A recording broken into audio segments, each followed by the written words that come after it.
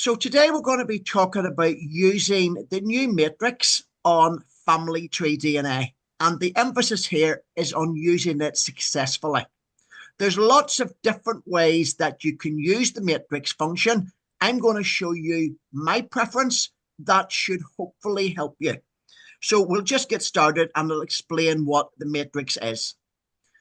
So the matrix tool has always been a feature of family tree DNA's family finder test. It's always been there, but unfortunately, as people's match lists got bigger, it became increasingly unwieldy and it was hard to use. So for that reason, people really, I think, stopped using it. But the whole reason that you should use it is to find out if your DNA matches are related to each other, because your match list will tell you that these people are related to you, but the matrix tells you if your matches are related to each other. So what has happened is family tree DNA have recognized that the matrix feature needed to be updated, and they have relaunched it last month in a completely new format, and it now gives extra information and it's increasingly useful. It's more useful than the old matrix was at the beginning. They have also incorporated the functionality of the matrix tool into the way that the chromosome browser usually works. So if you're used to using the FTDNA chromosome browser, then this may not be just as complicated for you today, because it's going to show you a cohesive way of examining your matches.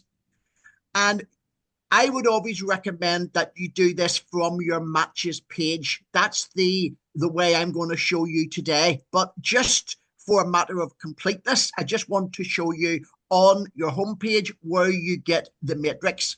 So you have to go into the autosomal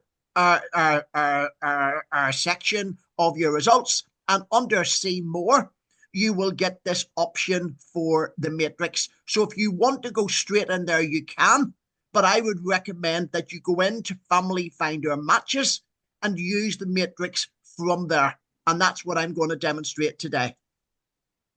So this is your Family Finder Matches page. And what you're finding is you have a list of matches. Now, I would normally go through my most recent matches. And for this example today, I have looked at a new match that I got in the last few days. And anyone who's in the North of Ireland Family History Society may know that we've recently been doing a promotion where we are giving away 80 free kits to over 80-year-olds. Now, this person is one of those people.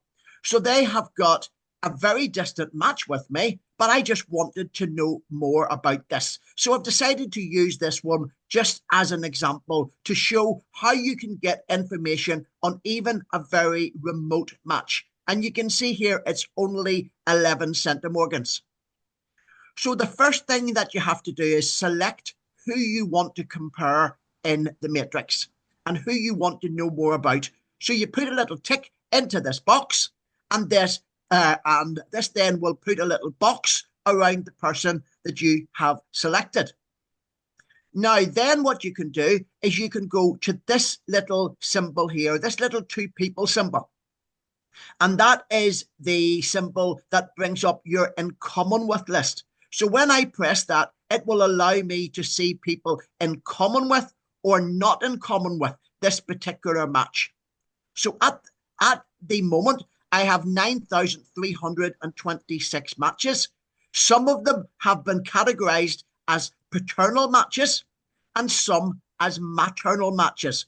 Now, that has happened because I have used the family matching system on Family Tree DNA, where you link confirmed matches to your tree, and then it generates these symbols for matches that you don't yet know how you're related to. Now, even though I got this match a couple of days ago, you can see that this match has already been aligned as paternal. And this is why I chose this one, because I already know this person is related to me through my father, but that's not enough for me. I want to know exactly how. And that's what we're going to look at today. So as I said, the first stage is selecting the match. Then if you click on the two-person symbol, you can then select in common with. And when you have selected a person, they automatically get added to this little bar that appears at the bottom of your match list page. So I am now clicking on this in common with option.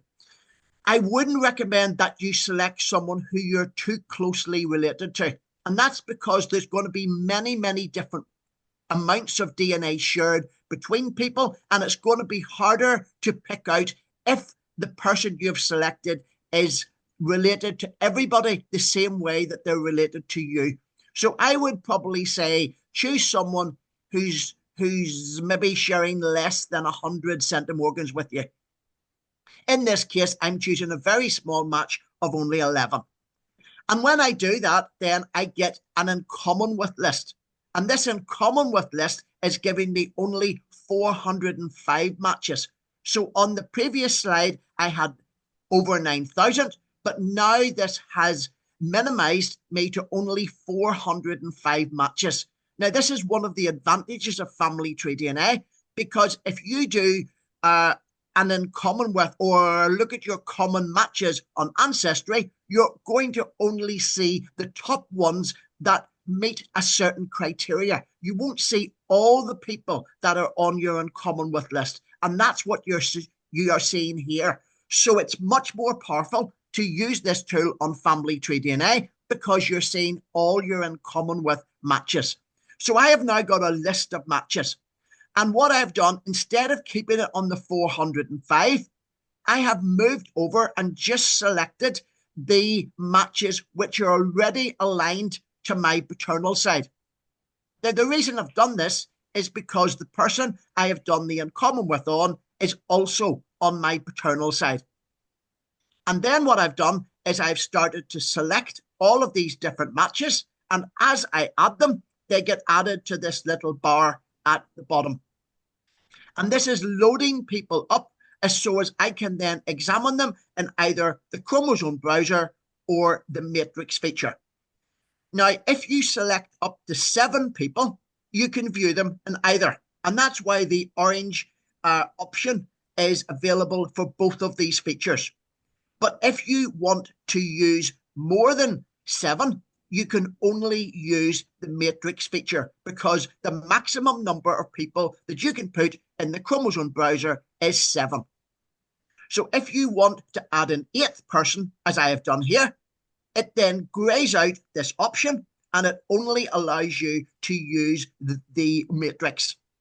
So this is what I'm going to do. I'm going to compare 8 people. I could go as far as 10, but I've just decided to do 8. And what I'm going to do is now that I have these loaded up, I'm going to press this compare matrix button. And when I do, this is what I get. It opens as a separate tab for you. So you can go back and forth towards your match list if you want to do so. Now, the actual comparison is beneath this section of the page, but I just want to explain this to you first. Over here, you're seeing all of your match list. So this is all my 9,326 matches.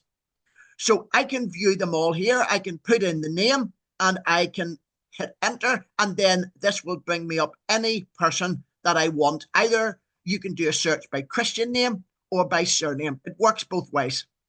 And then if I find someone I want, I basically just select the person and then it gets moved over onto this section of the table here.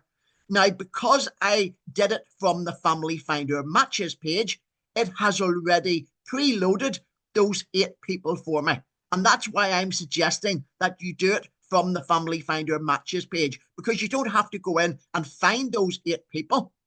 And what you're doing is you're choosing them from a page where you know that people are already on each other's match list because they're in common with each other. So you have chosen one person and then 7 others who are on their in common with list. And that helps you to maximize your results when you take that option. But I just want to now draw your attention to the little options up here. So you've got a selection for all matches, and you've also got a selection for data to display for comparison. So we're just going to look for a second at what these do for you. So when you look at select matches, you can bring this little option down, and this will bring up subsections of your match list. You may want to look at your very close relatives, but I would suggest that you start to look at the ones further away. You can select your X matches. You can select ones that are aligned to you paternally or just maternally or both, or remote relatives. So you can look at this in a variety of ways, and then these matches will be loaded there, and it's really for ease of reference. So as you can choose the person that you want to add to the matrix. Now, if you want to look then over at this section, this is what that gives you. You can see the total number of centimorgans shared between everyone that you have entered, or you can look at the number of segments shared or the relationship range. And I'm going to show you what all of these three options look like on the upcoming slides. So now we're going to scroll down the page, and we will look at what the total CM shared looks like whenever we compare everybody. So what we've got here is we've got these 8 names down the left-hand side, and we've got the same 8 people across the top in the same order. And this is why when people match each other, there's a blank. So there's going to be a blank the whole way through here, because obviously people are going to have a perfect match with each other. So that's why that one is blank. So this is showing you how all of these people are related to everybody else. Now, this is something that you can't see on your Family Finder match page, because at the moment there, you are seeing how everybody is related to you. Now, we're on the total centimorgans shared, so it's very easy to look down and see who is related to who and by how much. And what I can do is I can pick out these two here, because these two people are very closely related to each other. And so are these two. So you can see there's a 2829 and a 2829. That's the same two people being compared on the matrix function, because they're both at the top and they're both at the side. And again, this is the same person again. This is the same two people being compared. But it's allowing you to see who doesn't match and who does match. Now, this is the person that I did the original selection on, and you can see that they match everybody. But I can also see that this particular person here, they also match everybody. So that's interesting to note as well.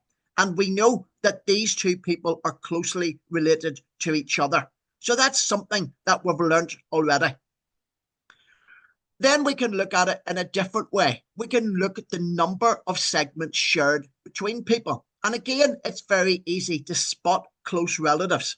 Now, that's in the same format there, so you can see there that those two people are sharing 38 segments of DNA with each other.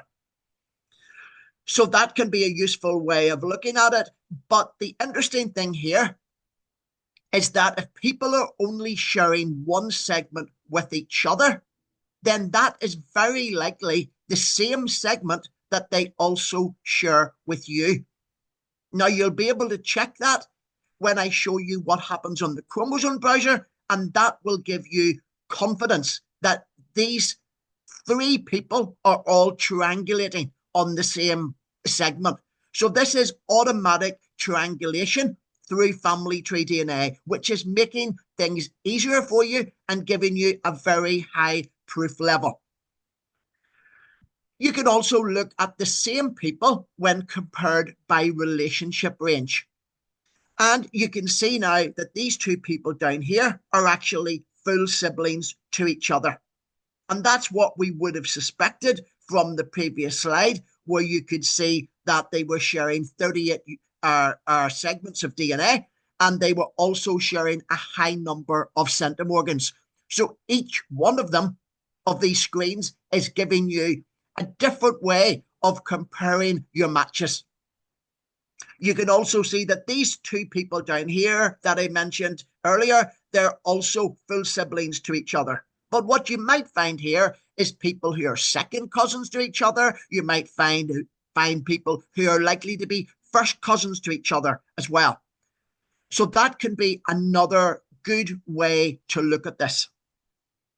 And then we can move on, because what we can do now is we can use that information to deselect somebody from our list. And now we have 7 people selected here. Because we only have 7, we now get this option down here to compare these 7 people in the chromosome browser. So this is why you can put in up to 10 to get information. And then once you've done that, you can deselect some of them by pressing these little X's until you've only got 7. And then you can push them through onto the chromosome browser. And that allows you to see a different comparison of these people. Now, you might wonder why you want to do this in this order. Well, just to review what we've done there, we have used the matrix to establish how people are related to each other and how many segments of DNA they share and how closely they may be related to each other. Now, what we're going to do on the chromosome browser is look at the location of that match.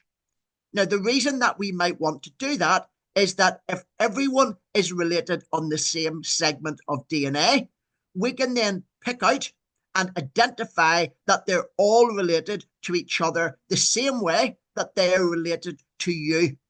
And this can help us align people to a particular line in our family. So what you're doing by going through this system is you're gathering information and you're gathering evidence as you go. So when you press this chromosome browser button, it takes you to the next screen. And this is what I got from these 7 people. So I have got all 7 people have been loaded here. Each one has been attributed a color. Now, if you haven't used the chromosome browser before, you might wonder what this is telling you, but the blue person is going to be on the top line. The second person is going to be on the second line. The green person is going to be on the third line, etc., etc. So this is why you have 7 lines here if you have 7 people loaded in. If you'd only loaded 3 people into your chromosome browser, each of your chromosomes would only show 3 lines. And these little coloured blocks are showing you where people match you. So we're not at the moment seeing how they are related to each other. We are seeing how they are related to you. Now, this in yellow is the person that I did the original comparison on. And now I can see that this person also matches on exactly the same bit of DNA. So this was the 11 centimorgan section, but then I've got this match here. And this person, by coincidence, is somebody that I know, and I know how I'm related to them. So I can see that these 2 people are related to me and to this person on the same segment of DNA. And because they have been aligned, all is paternal, I know that they're all sharing the same ancestor with me and with each other. So by going through this system, I have been able to identify that I have now got 2 new matches which are related to me the same way as I am related to this particular person who I've identified already as being on my Black Nesbitt line. And that's my 3 times great grandparents. So what I can do then is I can then press update selected matches. I can maybe take out that first one, the third, the fourth, and the fifth, and I can juggle around, add more people into my chromosome browser. I may want to flick back and forth between my original match page in order to select people. And by doing that, I can maybe get a little group of people who all match at that same position. And that's really what I'm looking to achieve here. I'm trying to find more information about this match in yellow, and I'm trying to find out a group of people who all share DNA with them and with me. And when I'd done that for a few moments, this is what I got. So I've loaded in different matches. I've used my uncommon with list in order to select them.